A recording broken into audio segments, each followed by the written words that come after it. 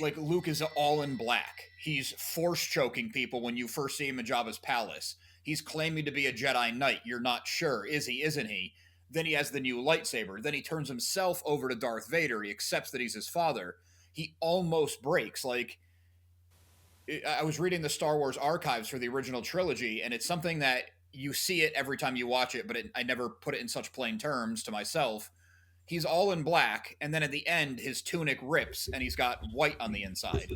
It's to show that he almost turned to the dark side, but the light was always in him. It's like it was right there in front of me my entire life, and obviously you knew Luke wasn't going to turn, or you didn't think so, but it was all there. So that is pretty heavy, deep lore for, at least for kids and young teens.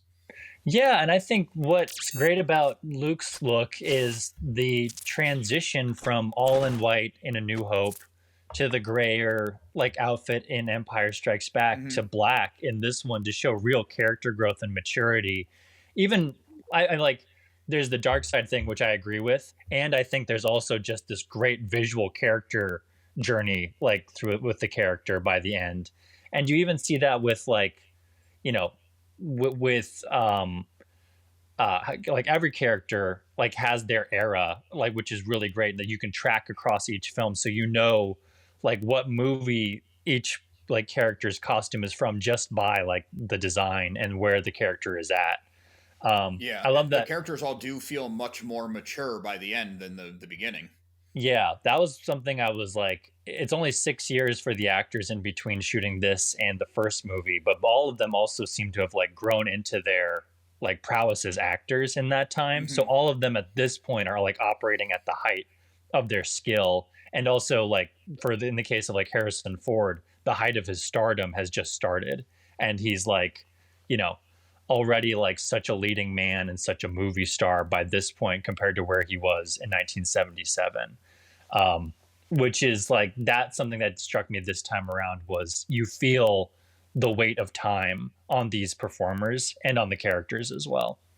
Yeah, it's also the years. It's not just 6 years, but the 6 years that they were. Harrison Ford was a little bit older than Carrie and Mark, but for Carrie and Mark, they went from late teens, early 20s through their mid 20s. Like that, you really like become an adult in that time. Like you think you are at 20, but then when you're 27, you look back at it and you're like, oh no, I was a kid.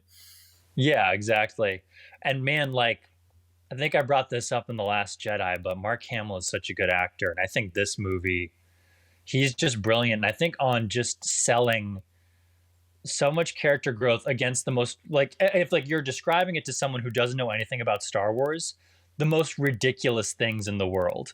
When you're trying to say, like, he has a conversation with a dying frog, like, that like reveals to him his parentage and his family, Yeah. and you feel the dramatic weight, but then you realize, oh, he's talking to a puppet right now. Right. But yeah. like, and then then after that, the next weighty conversation he has is with a ghost of a wizard, and that's like has equal amount of weight. But you're like, oh yeah, Mark Hamill's not, he's like doing he's doing a couple of these takes with nobody there, and like or just a puppet there or something like that. And even at the end, I love the scene on Endor with Vader and him, where Luke is telling him like, I sense the good in you and everything.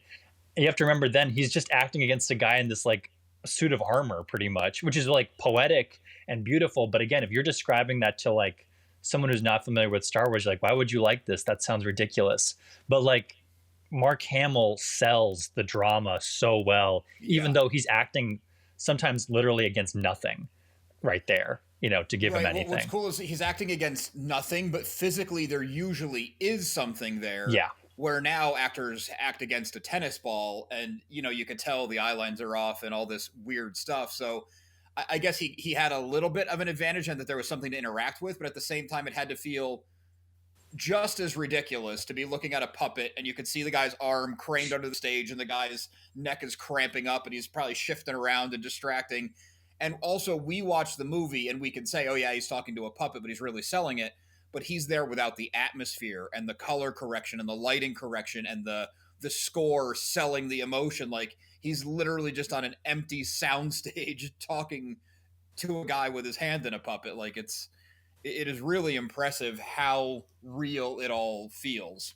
And if you look at the behind the scenes footage of Empire and Return of the Jedi, Yoda's hut is so claustrophobic, and Mm-hmm. he has like a little platform to sit on, like in like while like when there's like no floor underneath him whatsoever, so that Frank Oz can be like puppeting Right, so you can Yoda move around around. and things.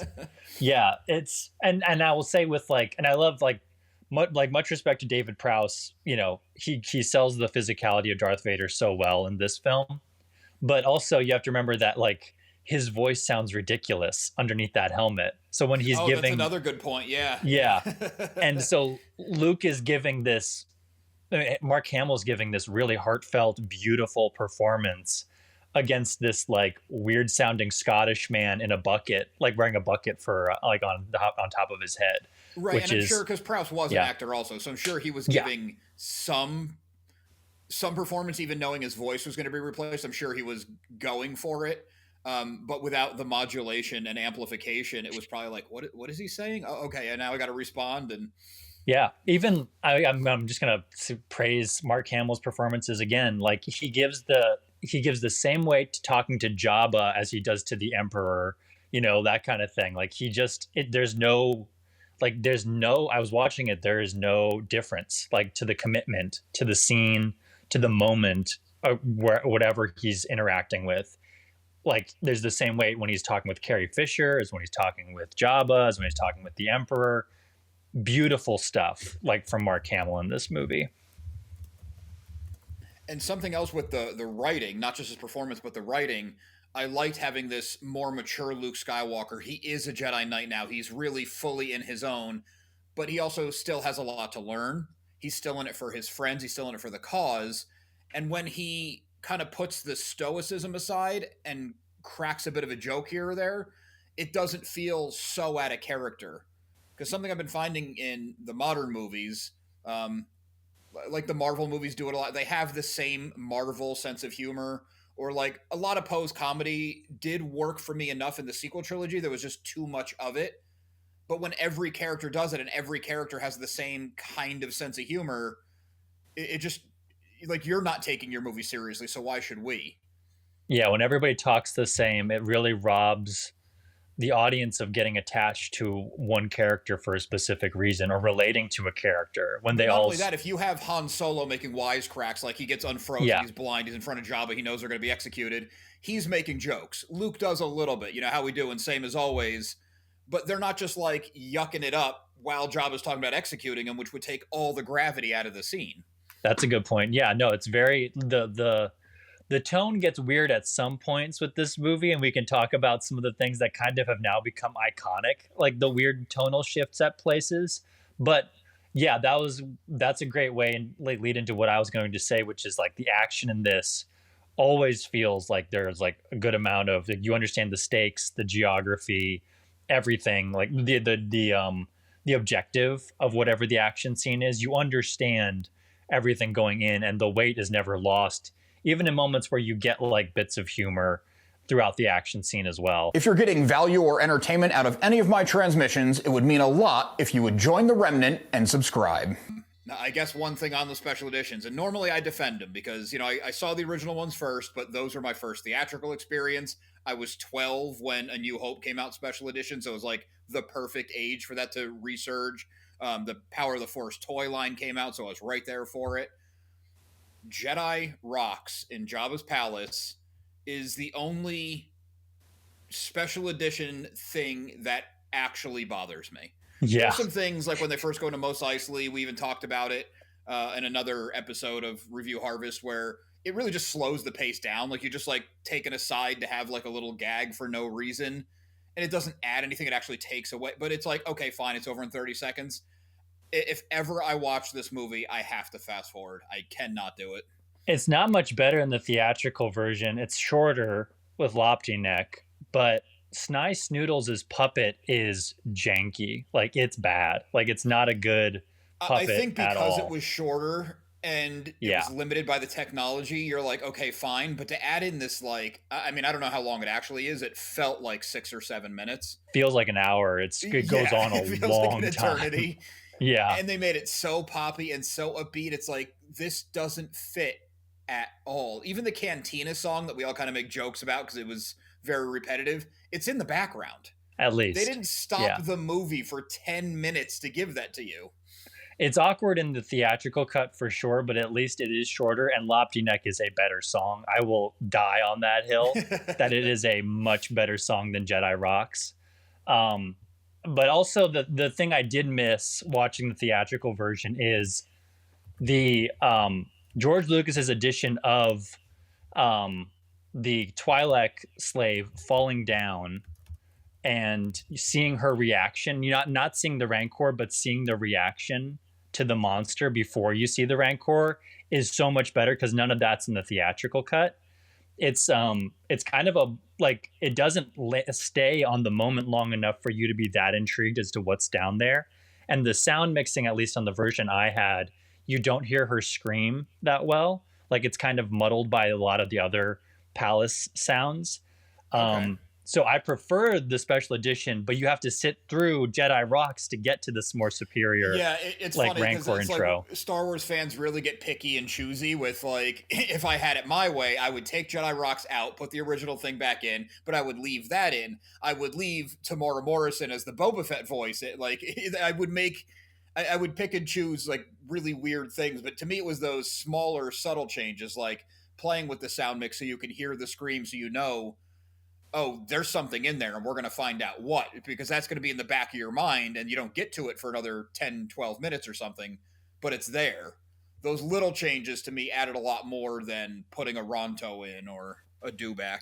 Exactly. Yeah. I think that that's what's great about the special editions, and everybody, and I agree with everyone that the Empire Strikes Back special edition, nothing wrong with any of the additions or cleanups in that one. Like that is like I feel like everything wrong about A New Hope's additions is made up for by Empire Strikes Back's, like, you know, cleaning up a lot of the effects, fleshing out Bespin, you know, all of that stuff. Yeah, just opening Adding, the windows on Bespin alone makes it feel like 10 times the movie, which is crazy. yeah, putting the like the Wampa back in, you know, Mhm. putting like making that puppet, that like, you know, that full suited character, putting that back in is really great. Yeah, I remember as a kid seeing that for the first time and you're like, oh, wow, like this Yeah, is something big. Yeah. yeah. So this movie has like the Rancor pit. I can take or leave the addition of with the beak thing. Um, Oh, the Sarlacc, you mean? yeah, sorry, like I'm sorry, what did I say? Wampa You said again? Rancor. Oh, Rancor. Sorry. No, the Sarlacc beak, I actually like that. You like that? To me, it's more of a creature. Mm-hmm. It doesn't really make sense that he has a mouth around his mouth, like the pit is a mouth, but also he's in it. But whatever, it's an alien. Yeah, that's a good point. Yeah, I think the stakes are there without it being like it needing to be there. Like I don't Yes, feel but like in a I world that lost someone's anything. going to change a movie that nobody asked to be changed, that one I'm Yeah, fine with. yeah. Like I think that doesn't really take away or add anything for me. The beak being put back in there. Yeah, I don't think it's Um, like, oh, I didn't like the scene before and now I love it. It's just right. in the I grand scheme of the also changes. Sorry. I think this is where you and I will probably disagree is on the ending. I don't miss. I think just because I liked the completeness of this movie, watching it the theatrical way, where I'm not thinking about anything except the movies that came before. Um, like I mean, in the sense of like A New Hope and Empire. So watching it without going to the other planets like Naboo, Coruscant, Bespin, all of those. I think that's what it is in the special edition, right? It's Naboo, Coruscant, Bespin, maybe. I think.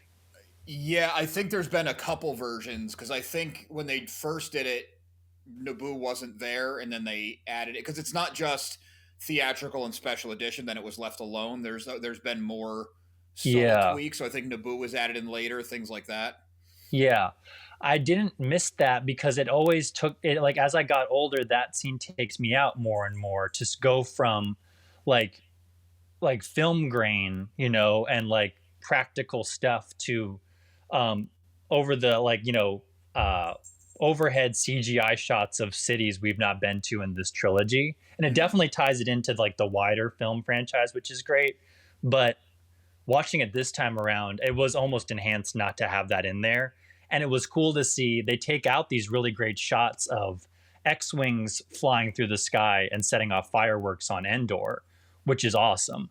And so like that, it does limit the scope of the story for sure. But like for me this time around, I didn't miss it. Like having like seeing the rest of the galaxy. Yeah, that is a weird one because I do like that it ties it all in, especially because from what I understand of George Lucas's point of view, it's 1 through 6. That's the movie. That's the movie. That's the trilogy, or that's the Anakin story he always wanted to tell. That was the idea. So I don't mind that. I can see where I wish they would have blended it better. They Yeah, should have put more grain effects onto the CG stuff so it matched the 1983 footage, even the cleaned up version. Why take out the X-wing setting off fireworks? Why can't you just add in the other things? Like you don't have to make it one or the other. I like it for being broader, but I can also see somebody saying, "Well, we should focus on the heroes, and this was their fight." So I can see it both ways. I personally am not upset by the additions by any means. I guess if I had to choose, I would say that I do like them. yeah. I think besides Jedi Rocks, I don't feel that strongly about any additions except for one that I think another one I think we will disagree on is I don't like Hayden in the I as a figured Force that's what you were ghost. bringing up the first time, not the showing the galaxy celebrating. Yeah, The only thing I do want to say about the galaxy celebrating is it's yeah, not Star Tours. We don't need an update every 4 years. we don't. No. We don't have Yeah. to add and add, and then eventually that No. ending scene is 25 minutes because they added every planet we've ever Every been to. planet that you've ever been on. Yeah. No, no, I don't think that I agree completely on that because I was like, oh, maybe you could update it now and make it look a little better, and maybe add in more planets. I was like, no, that's too much. Yeah, Mhm. just keep it as But is. I It's like seeing fine. things like them pulling down statues of the emperor and toppling like his, fascist reign. It's like I like that. Me too. I love that too. Actually I would say I love that. Like I really do. I think it does take me out, but that moment is great to So maybe see. we didn't need Naboo because it's like, well, your part of the story's kind of been done for a long time. That's a good point. Yeah, I didn't think about that. Naboo has been like, yeah, it sort of was done after Phantom Menace. It doesn't really have much. Like if Luke and Leia were Yeah. even lived on Naboo for 5 years, or if Padme was still alive, or anything to tie it back to that. But it's Yeah. No.